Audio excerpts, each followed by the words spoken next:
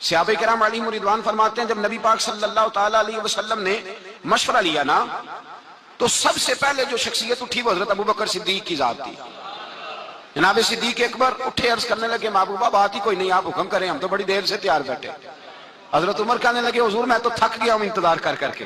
اور شیر خدا مولا کائنات علی المرتضیٰ رضی اللہ تعالیٰ عنہ کہنے لگے محبوبہ زنگ لگ گیا میری تلوار کو، زنگ لگ گیا، کوئی موقع ملے دیواریں ہلتی رہتی ہیں اور در کانپ جاتا ہے، علی کا نام سن کے اب بھی خیبر کانپ جاتا ہے۔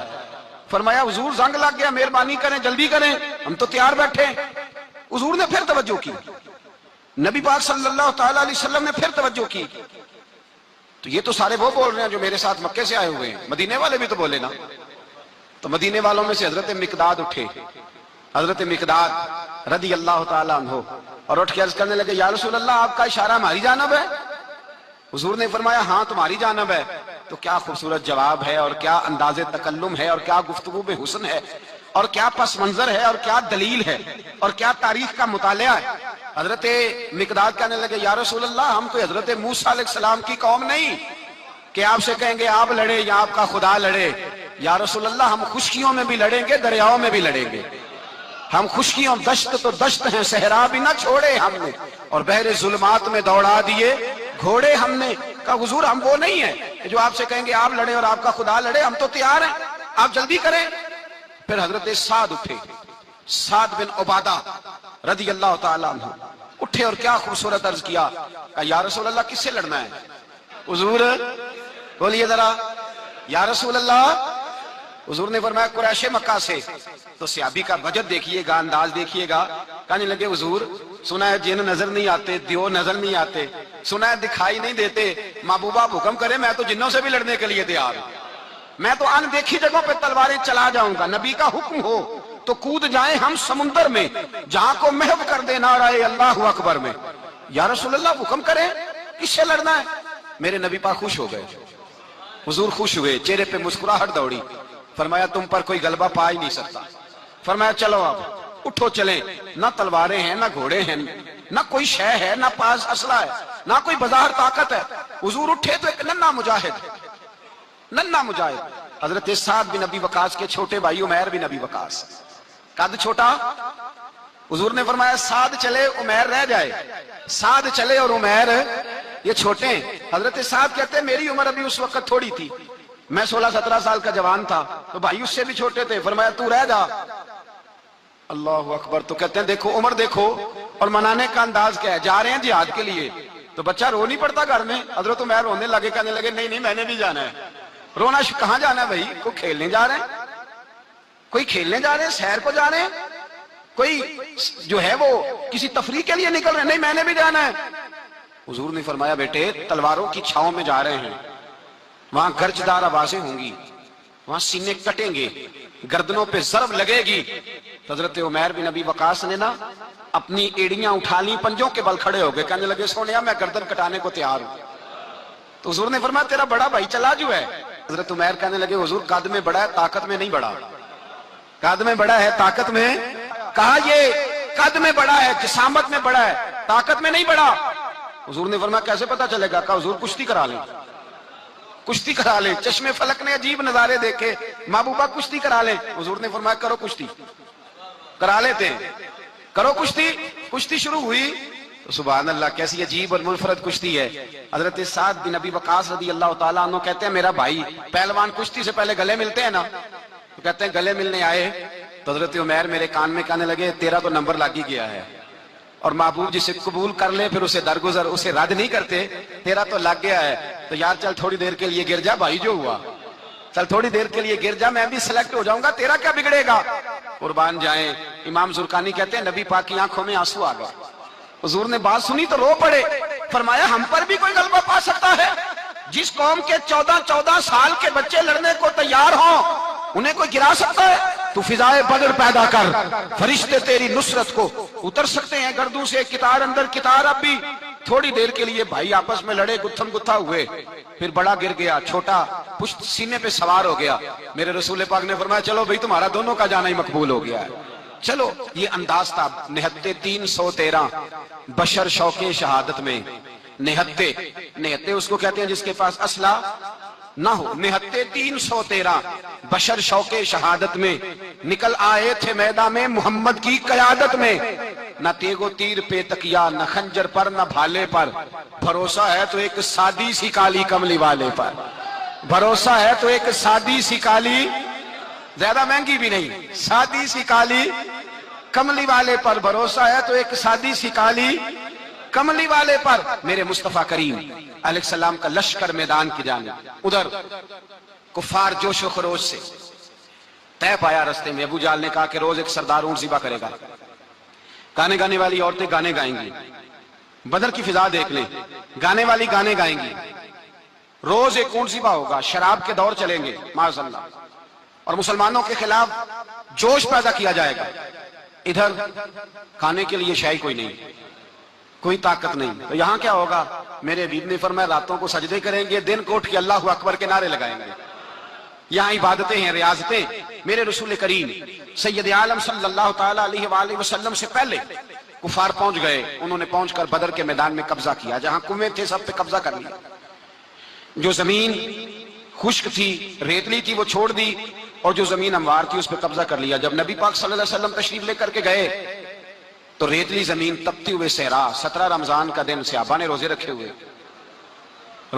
صحابہ نے کیا کیا ہوا ہے؟ کیا کرنے گئے؟ پکی گل لے تو بولے تھوڑے ہو نا، میں کہ شاید کچھ حق ہوئے، کیا کرنے گئے تھے؟ روزہ رکھ کے۔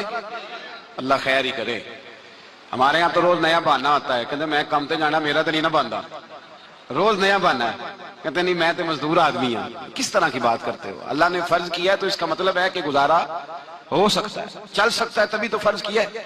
حضور نے فرمایا روزے کھول دو بھائی، پر کون کھولے؟ کوئی نہیں تیار۔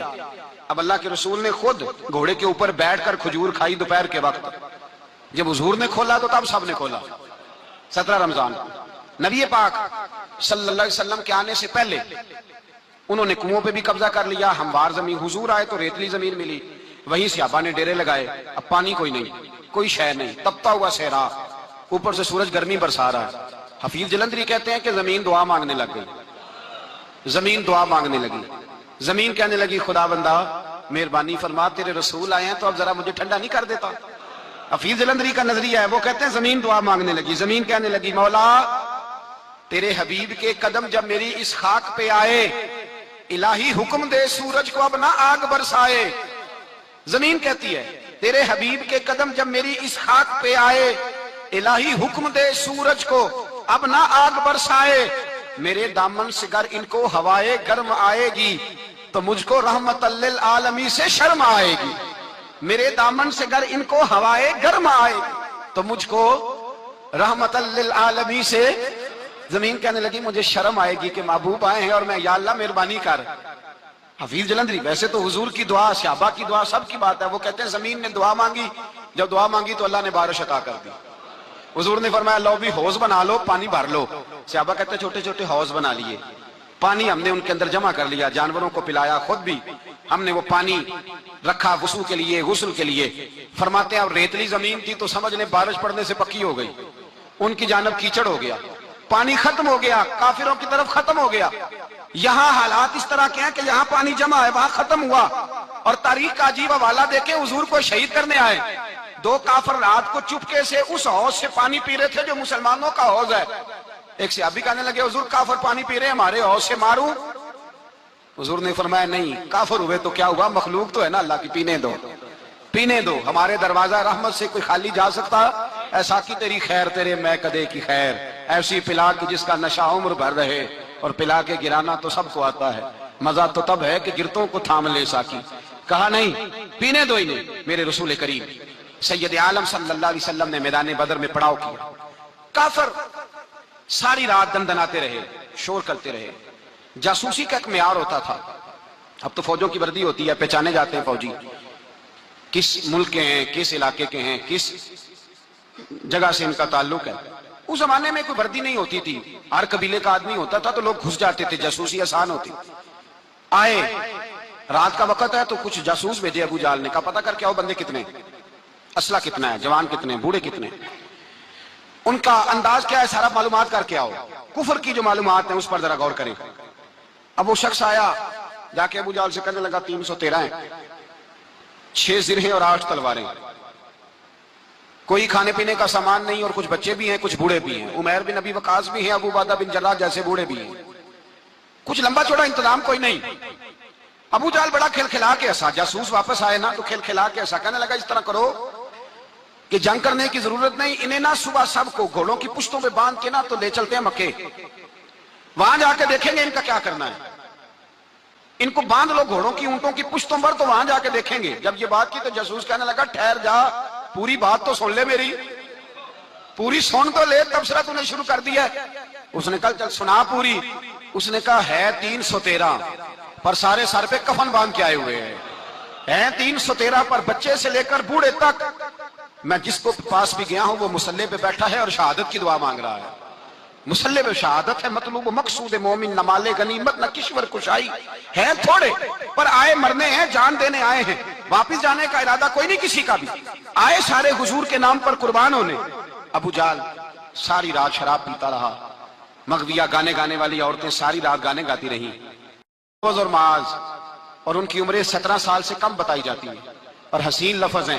حضرت عبد الرحمن بن عوف کہتے ہیں دونوں میرے پاس آئے، اور ایک روایت میں یوں بھی انداز ہے، کہتے ہیں ایک بھائی کا قد چھوٹا تھا، تلوار اونچی تھی اس سے، اور آئے، اور یہ لفظ ہیں تاریخ میں محفوظ، آئے آ کے کہنے لگے عبد الرحمن سے چچا ابو جہل کدھر ہے؟ تو میں نے کہا تم نے کیا کرنا ہے؟ ان کا جواب پتہ کیا ہے؟ یہ نہیں کہا کہ دین کا دشمن ہے، یہ نہیں کہا بڑا ظالم ہے اس لیے مارنا ہے، کہا تم کیا کرو گے؟ تو جواب وہ شاہ نامہ اسلام نے اپنے لفظوں میں بیان کیا، کہنے لگے مریں گے۔ زیادہ یہی ہے نا کہ ہم کمزور ہیں، پوچھنے کا سٹائل یہ تھا کہ تم بچے ہو، تم نے کیا کرنا ہے؟ تو پتہ ان کا جواب کیا ہے؟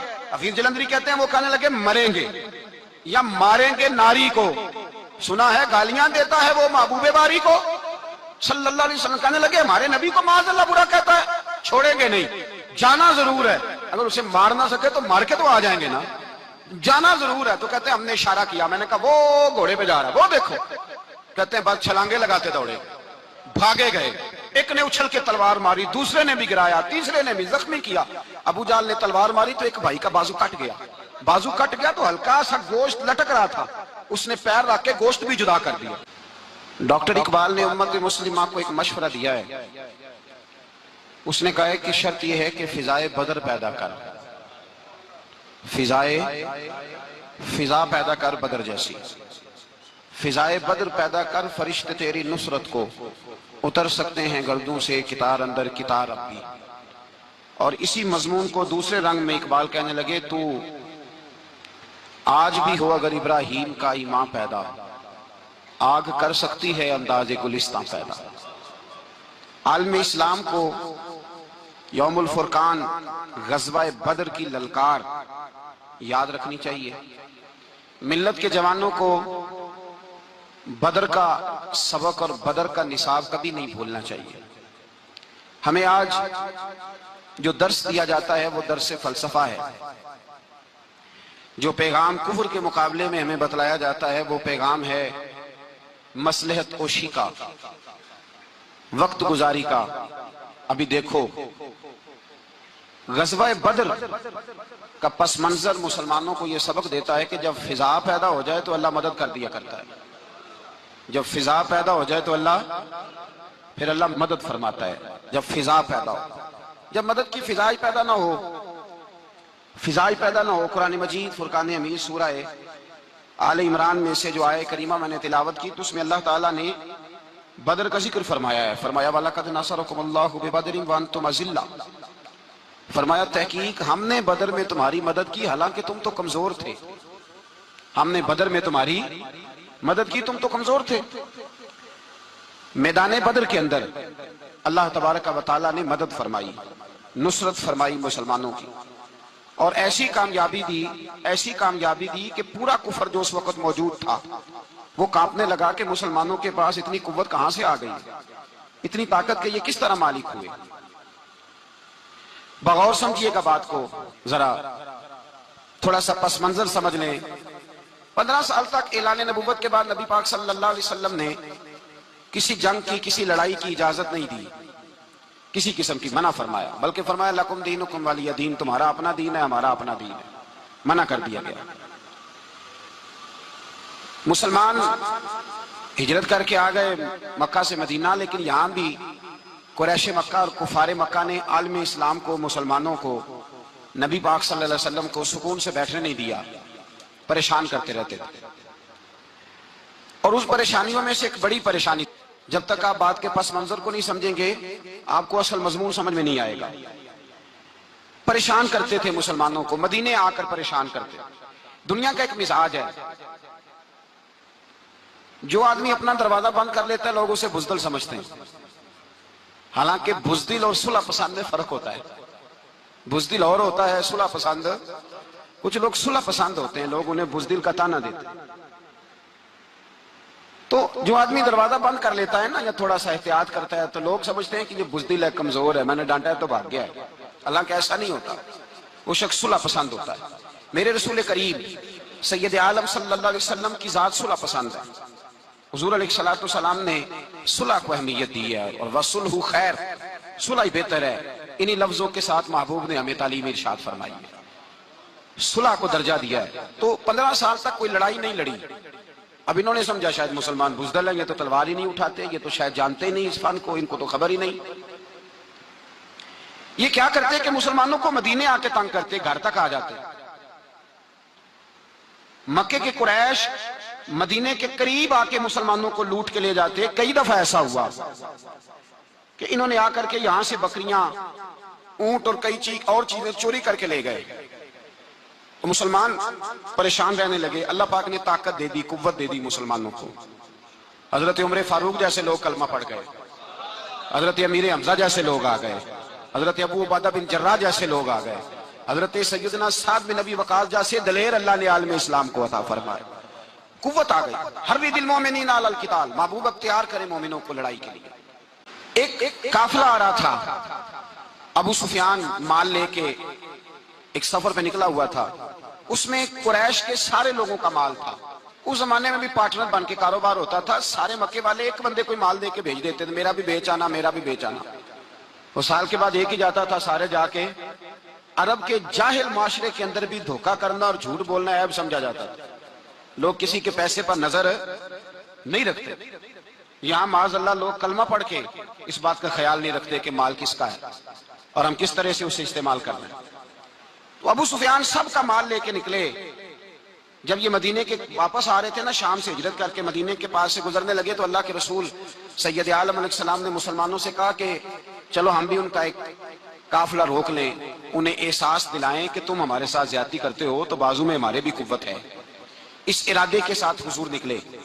ابو سفیان بڑے تیز آدمی تھے، کسی نے خبر کر دی کہ وہ تو آ رہے ہیں تیرا قافلہ روکنے کے لیے۔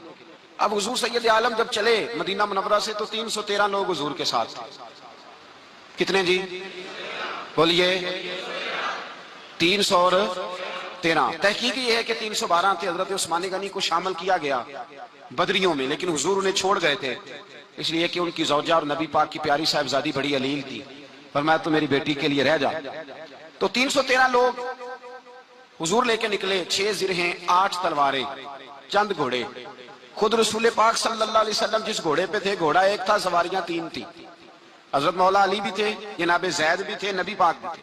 فرمایا کبھی تو بیٹھے گا، کبھی علی بیٹھیں گے، کبھی زید بیٹھیں گے، کبھی میں بیٹھوں گا۔ جب حضور کی پیدل چلنے کی باری آتی تو حضرت زید عرض کرتے حضور نہیں آپ بیٹھ جائیں میں پیدل چلتا ہوں۔ حضرت علی کہتے حضور آپ بیٹھ جائیں میں پیدل چلتا ہوں۔ تو حضور فرماتے تمہیں ثواب کی زیادہ ضرورت ہے، مجھے بھی تو ضرورت ہے نا۔ تو رسول کائنات سید عالم صلی اللہ علیہ وسلم بھی پیدل چلتے، یہ تھوڑا سا سامان لے کے نکلے۔ ابو سفیان کو اطلاع ہو گئی کہ وہ تو آ رہے ہیں۔ ابو سفیان نے ایک آدمی کو دوڑایا۔ اس زمانے میں جب کوئی بری خبر دینی ہوتی تھی تو وہ آدمی اپنے کان میں سوراخ کرتا تھا، لہو نکال لیتا تھا۔